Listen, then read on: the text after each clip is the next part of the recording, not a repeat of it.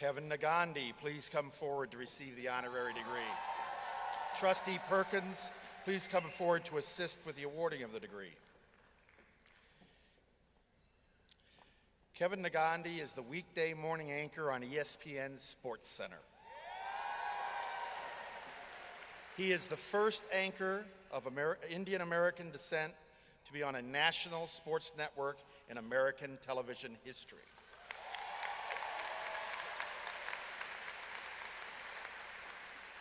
He has also hosted other ESPN shows, including Baseball Tonight, NFL Live, College Football Live, and Outside the Lines, along with the Women's NCAA Basketball Final Four.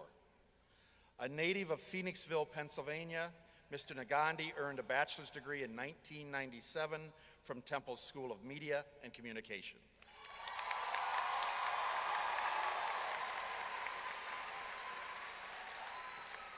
He was a busy student, acting as a reporter on the Philadelphia Inquirer, the high school sports show on Fox, working as a stringer for USA Today, covering local colleges for the Gannett News Service, and as sports director of Temple's student-run TV newscast, Temple Update.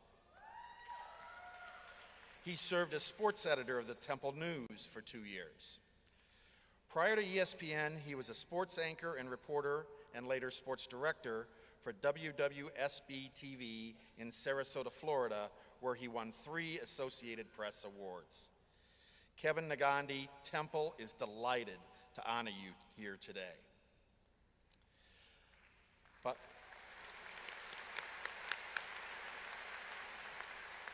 By the authority vested in me on behalf of the Board of Trustees, I confer upon Kevin Negandhi the degree of Doctor of Communications, honoris causa.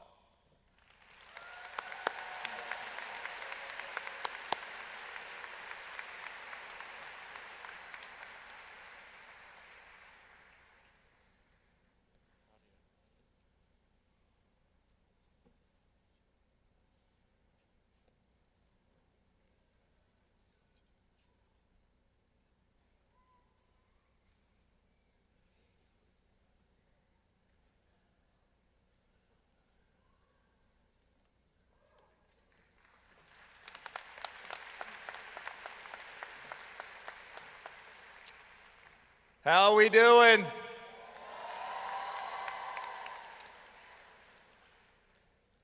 Honestly, being Indian American, the only way I could sum up this feeling right now on this stage at this moment is the way Rocky Balboa felt at the end of Rocky II.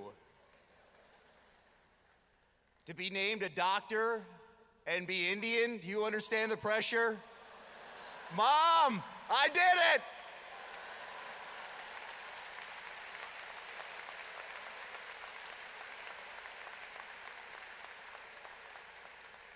Oh, I'm gonna use that title around the house, Monica. My fellow Temple Owls, family, friends, the good people of Temple University, including the president. Thank you, Neil. The provost, the board, the faculty here, to my new fellow doctors, Jim and Malcolm. What a special morning for all of us. People often think when the red light is on, there's pressure to perform in front of the camera. Well, last month, I got a tweet, that's Twitter, some may not know, from a Temple follower who goes by the name of Drew Stories. Is Drew here? Drew, if you're here, stand up.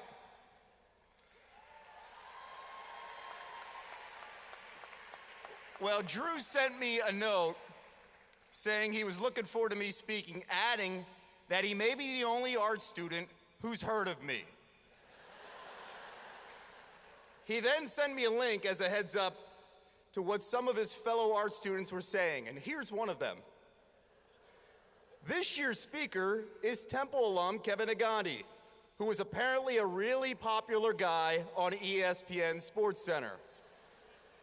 I've never intentionally watched ESPN, so I have no idea who he is. And you may be in the same boat.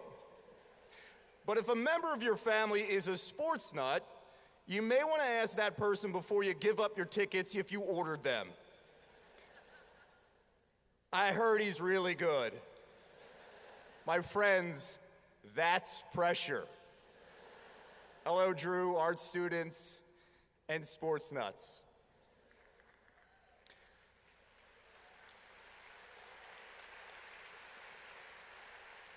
All pressure aside, it is such an honor to stand here before you.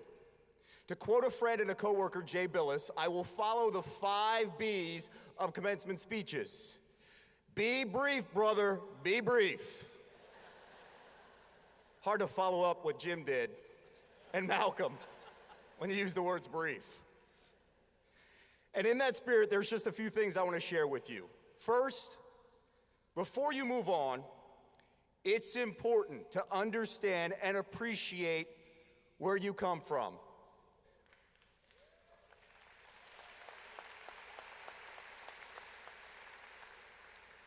My name is Kevin Negandhi.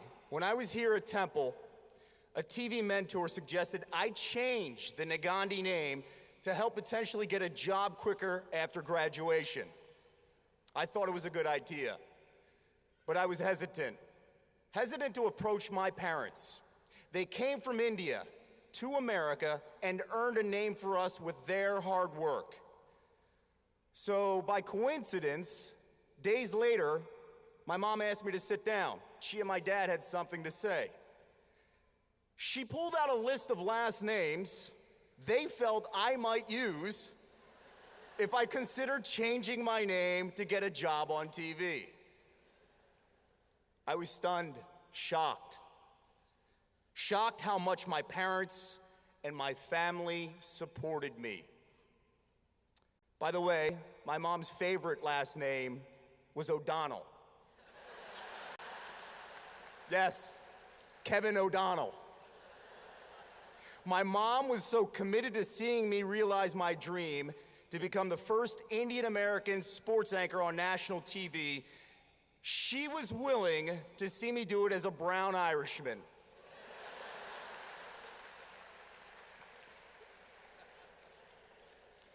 The name didn't matter so much to her because she knew what really mattered was what the name stood for, the ability to dream and the willingness to do whatever it would take to make those dreams come true. As long as I knew where I came from and understood what it would take, she didn't care if I was called Kevin O'Donnell. Where you come from is in the proud faces of the people that are here to support you today. Those moms, those dads, those grandparents, brothers and sisters, those uncles, aunts, and cousins who support you because they believe in you. Whatever enabled you to reach this milestone started with the sacrifices they made for you and the gifts they have given you. And right now, they all deserve a really, really loud round of applause. Thank you.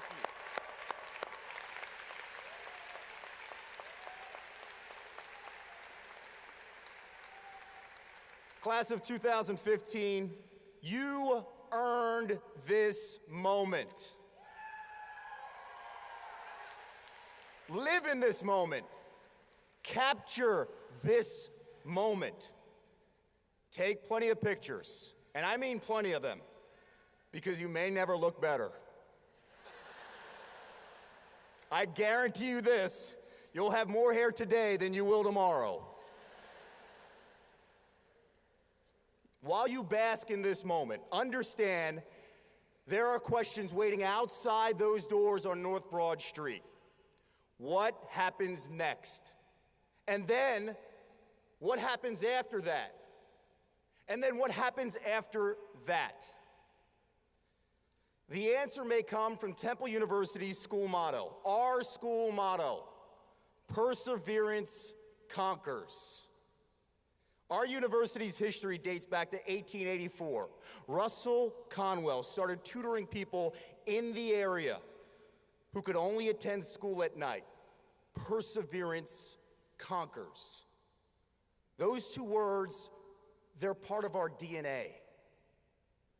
I certainly needed those two words at Temple. I was learning the ropes on becoming a journalist. The road's gonna be tough and hard. Perseverance conquers. I was working at the Temple radio station WRTI as a 21-year-old kid when Michael Jordan and the Bulls were on their second three-peat run. I was covering the first meeting between Allen Iverson of the Sixers and Michael Jordan, the crossover game. Afterwards, the Bulls were treated like rock stars. They were the sports version of the Beatles. And after the media left and the locker room cleared out following the game, I was still around trying to fix my cassette recorder. I'm dating myself, I know. While looking down, I heard a familiar voice enter the room, and at that moment, I froze. It was Dr. J, Julius Erving, my idol, and he was talking to Michael Jordan. That night, Scottie Pippen was the star, and MJ and Dr. J were razzing Pippen for taking too long to get dressed and holding up the team bus. So here we are, just the four of us. My jaw wide open. I had no idea what to say, so I ran out of the locker room. Down the arena hallway. Certainly not my proudest moment. After a slow walk, I noticed a guy who's now next to me. I look up, multicolored hair, piercings everywhere, tattoos. Yeah, it was Dennis Rodman. So here I am kicking myself for going blank in the locker room, and I decided to say what's up to Dennis Rodman. What really could go wrong in this situation? Me and Dennis kicking it? So he responded back after I said, "What's up, Dennis?" And we were actually having a conversation. And then suddenly, I felt brave and clever. Not a good combination.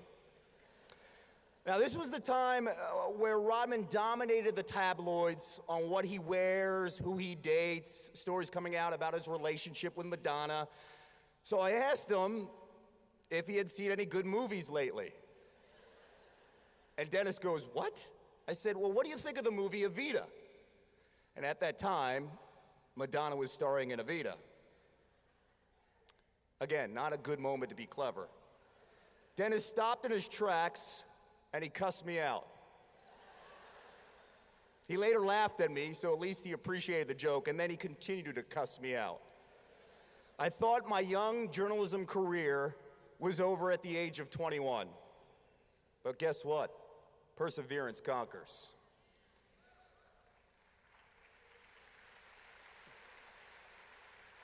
I needed those two words after graduation. Over 50 news directors from TV stations all over the country said no to my resume tape before one finally agreed to give me a shot.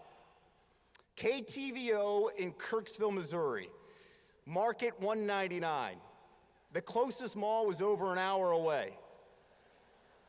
And one reason I was hired was because one of my best friends, a Temple grad, Keith Skripik, who's here, he used to work there. So think about this, 220 TV markets at the time. This is Market 199.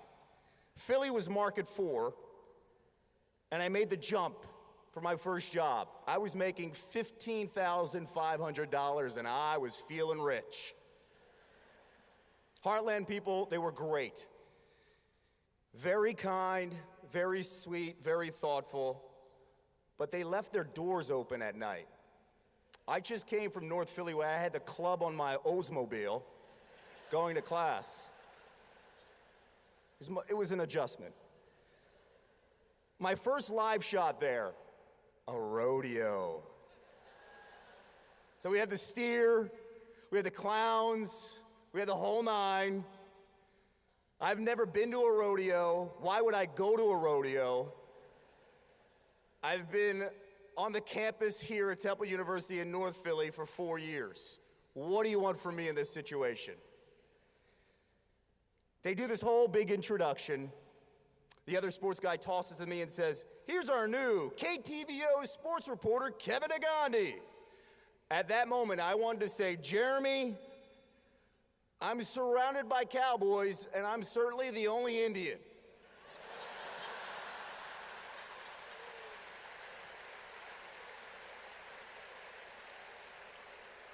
Thankfully, I did not say that. I found a way to get that live shot done. I found a way to make the best of this situation. I found a way because I wanted this job so bad. It was the first step in the right direction. And it turned out to be a great 13 months there. My next step was a stint in Sarasota, Florida for 3 years. And then I actually left the TV business, only to come back a year later with my TV dreams still intact. In 2006, I got the call that I've been working for. Now notice, I didn't say waiting for. I said working for. My parents didn't teach me to dream and wait. They had taught me to dream and work some more.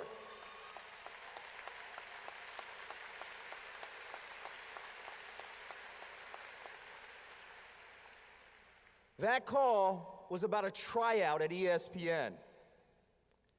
The morning of the tryout, I had a moment to savor the experience. Gave me a chance to reflect on the many people who helped me during my college days in North Philly. From the late, great Rick Beardsley and Betsy Tuttleman, who 20 years later is still teaching me. She told me to pause, think about what I'm going to say for this speech. Still teaching, Betsy, and I love you. Thank you so much. Conchetta Stewart, Liz Matt, Vince Hill, Karen Turner, the teachers who understood my dreams and the goal of getting to ESPN. I thought about them. I thought about my decision to leave Syracuse after one semester my freshman year and how choosing and transferring to Temple was the best decision of my life.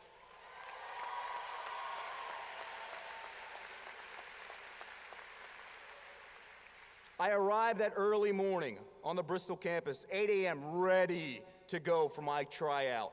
First person I met there, a talent coordinator named Fred Brown. Now, Fred's a no-nonsense kind of guy. He don't like you, you're gone. He was in charge with Al Jaffe on hiring the anchors and reporters from around the world for ESPN. Fred and I got to talking for a few minutes, and he started asking me specific questions about Temple. Nothing about my career, Temple University. I stopped and said, "Fred, how do you know so much about me and Temple University?" He said, "Kevin, I went to Temple. My wife went to Temple. One of my daughters went to Temple." And lo and behold, I understood at that very moment the power of the Temple University degree.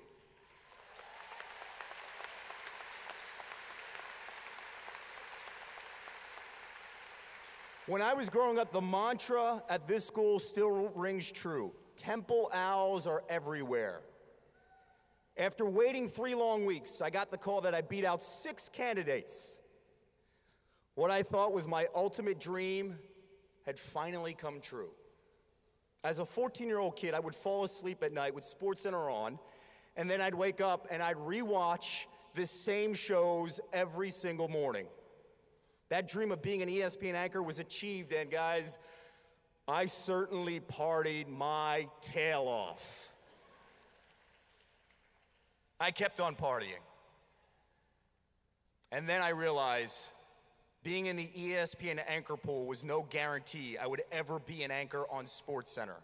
I had this dream of getting to the network, and I had done the hard work to make that happen. And my reward for that was the return of a familiar question. What happens next? Getting there was a dream come true, and now I had to worry about staying there. Now, this was my Mount Everest. I looked up, there was another Mount Everest standing in front of me. Perseverance conquers. 18 months on the job after hosting College Football Live, NFL Live, Baseball Tonight, Outside the Lines. I finally got the call I've been dreaming about and working for, filling in on the Sports Center 1 a.m. Saturday night. Scott Van Pelt was sick, and they were bumping me up. I knew that show was going to be the difference on what would happen next. 60 Minutes with Robert Flores could very well determine how my run at ESPN was going to go. I remember right before the show started, Robert looked at me.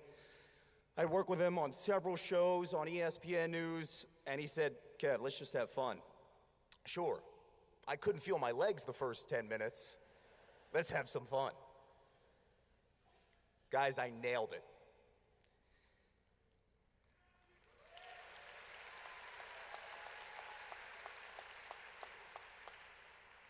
Then I was on 2 more Sports Centers, then 4 more, then 6 more, and now suddenly I'm in the Sports Center rotation.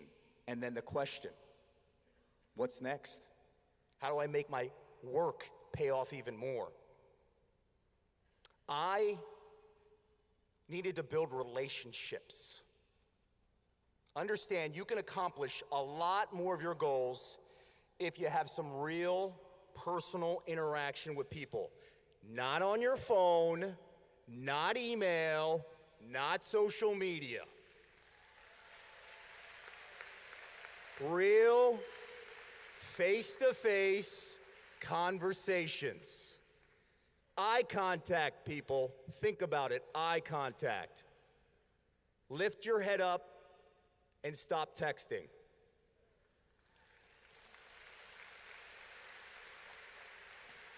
I got that from my beautiful wife. She tells me that in the house when I walk around.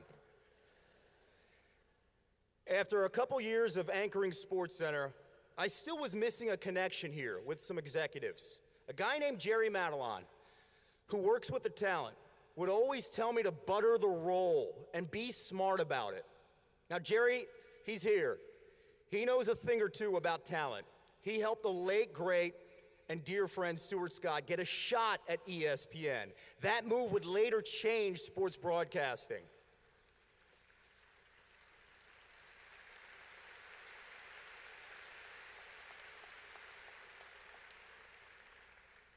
So I decided to take the time to stick my head in Jerry's office every now and then, just to talk for a few minutes. Eye contact, real conversations, to let him know I really valued his observations and advice.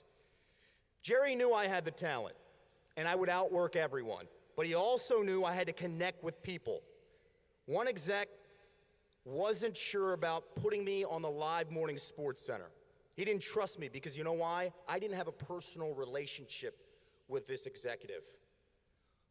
So Jerry, who knew it and saw it, he put together on his own a montage of me on Sports Center at 11 p.m. Put it on a DVD, gave it to the executive.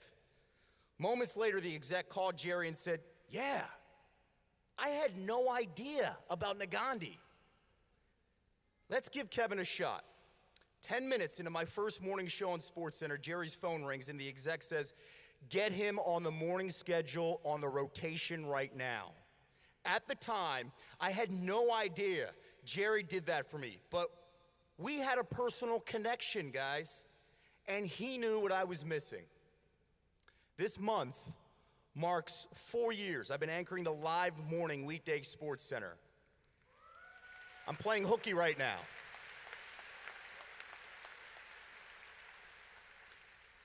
Now, that didn't happen by chance. It happened because I had to keep pushing after realizing a dream. I had to outwork everyone. I had to build relationships. And at the end of it all, there's that question: what's next? So again, I ask you today, what's next? Like I said, there may be a lot of no's between now and the yes you dream about. I know from experience, it's kind of like dating. You ask for a number, you do that Snapchat stuff, right? You get rejected, no one wants to swipe right. I don't know anything about it. I'm happily married, thank God. But what do you guys remember? You remember that one yes. It's way more important than the 50 no's. But it takes patience and faith in that dream, because perseverance conquers. All of my success started with failure. Shoot, I wrote this speech in my head while failing to put my oldest son to bed. By the way, today is his 3rd birthday. Happy birthday, Brandon. Daddy loves you.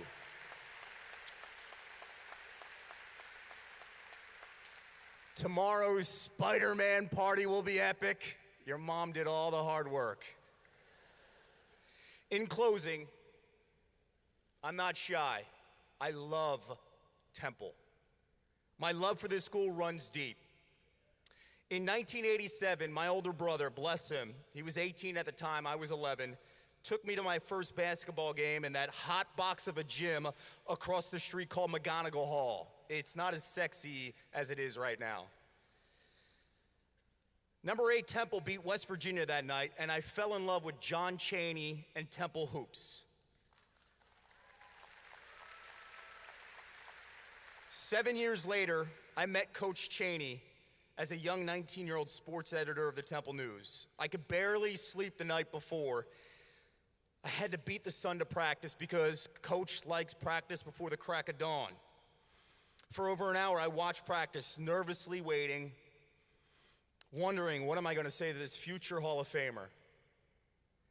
So right around 8 a.m., this gruff voice bellowed, "Son, where are you from?" I'm from Phoenixville, Mr. Chaney. Where? Phoenixville. No, not where you're from. Where are your parents from? Oh, India, Mr. Chaney. They came here 3 decades ago.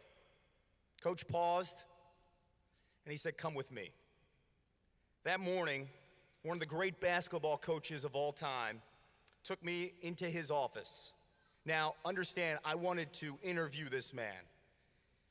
He then proceeded to interview me for the next 3 hours, and we never talked about basketball. We talked about cultures, this campus, Indian food. He's a big fan of it. Turned out to be one of the best conversations I've ever had, and it showed me so much about the pride he had in Temple students. Temple grads, I share that same pride with you. Last July, I was invited to the White House for a Special Olympics dinner, a group I hold dear to my heart. And when it came time to meet the President and the First Lady, the Secret Service lines everybody up, and you get a moment to shake the President and the First Lady's hands. You say hi, and then you got to move on. It's supposed to last 5 seconds. When it was my turn, took a deep breath. I said, "Mr. President, so great to meet you. And he goes, "Kevin, come on. You don't need to introduce yourself. I watch you every morning." "Michelle, don't we watch Kevin every single morning?" First Lady shook my hand and said, "Kevin, you know how much he loves sports. It's his getaway." Not bad for a guy whose high school guidance counselor thought he had no business getting into TV.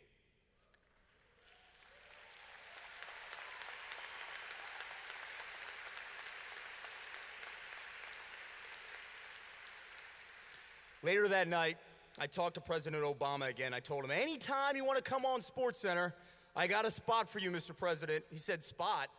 Forget spot, Kevin. I'm coming to take your job when this run is over." So to the future sportscasters out there, you've got some competition. Understand, guys, when I'm on TV, when I'm blessed, lucky to meet the President, I don't just represent my family, my friends, my hometown of Phoenixville. I represent all of you. I represent Temple University the same way you guys represent me. We're all connected, and that's what makes today so special. I'm Temple made, And guys, when you walk out of here, you can say to everyone, you're Temple made. Congrats, class of 2015.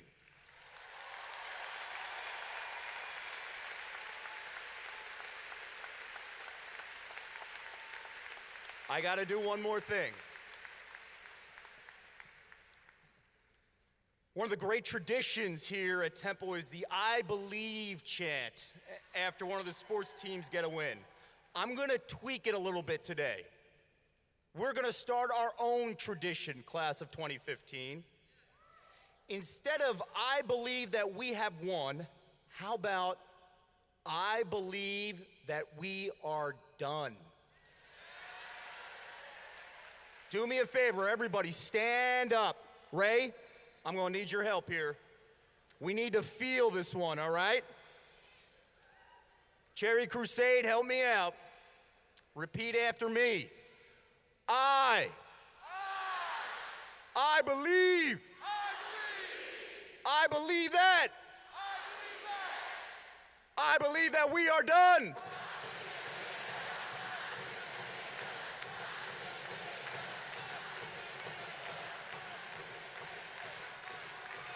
Thank you, class of 2015. I salute you.